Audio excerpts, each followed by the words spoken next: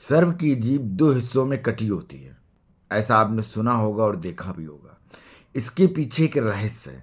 ये रहस्य महाभारत में छिपा हुआ है। आइए जानते हैं उस पौराणिक कथा को जो इस रहस्य का खुलासा करती है। महाभारत के अनुसार ऋषि कश्यप की 13 पत्नियां थीं।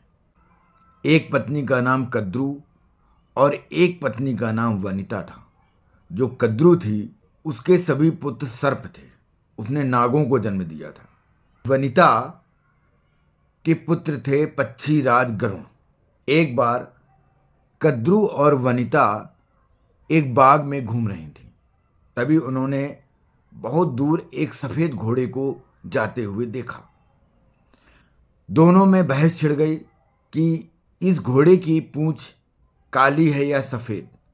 कद्रू ने कहा सफेद घोड़े की पूंछ काली है और वनिता ने कहा कि नहीं, पूंछ तो सफेद है। फिर उनमें एक शर्त लगी कि जिसकी बात झूठी निकलेगी वो दूसरे की दासी बनकर रहेगी। दोनों ने शर्त को स्वीकार कर लिया। इसके बाद कद्रू ने अपने सर्प पुत्रों को बुलाया और सभी सर्पों से कहा कि तुम लोग अपना बहुत छोटा सा रूप धारण करो और उस घोड़े की पूंछ से लिपट जाओ ताकि घोड़े की पूंछ काली रंग की नजर आए। सांपों ने मना कर दिया। कद्रू ने उन्हें श्राप दे दिया कि तुम लोग जन्मेजय के यज्ञ में खत्म हो जाओगे, भस्म हो जाओगे।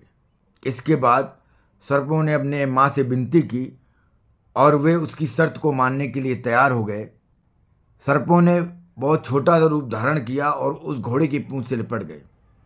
जैसे घोड़े की पूंछ काली नजर आई और वनिता को कद्रू की दासी बनना पड़ा।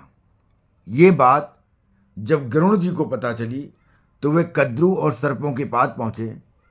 उन्होंने कहा कि मैं ऐसा क्या वस्तु लाकर आप लोगों को दे दूं ताकि तुम लोग मेरी माँ को दासत्व से मुक्त कर दो। कद्रू ने शर्त रखी कि तुम हमारे लिए अमृत कलश लेके आओ। अमृत कलश ले आओगे तो हम तुम्हारी माँ को दासत्व की से मुक्ति दे देंगे। पक्षीराज गरुड़ ने उस शर्त को स्वीकार कर लिया और वे स्वर्गलोक से अमृत कलश लेकर आ गए। उन्होंने उस कलश को कुश यानी एक नुकीली तरह की घास होती कुश उस पर रख दिया।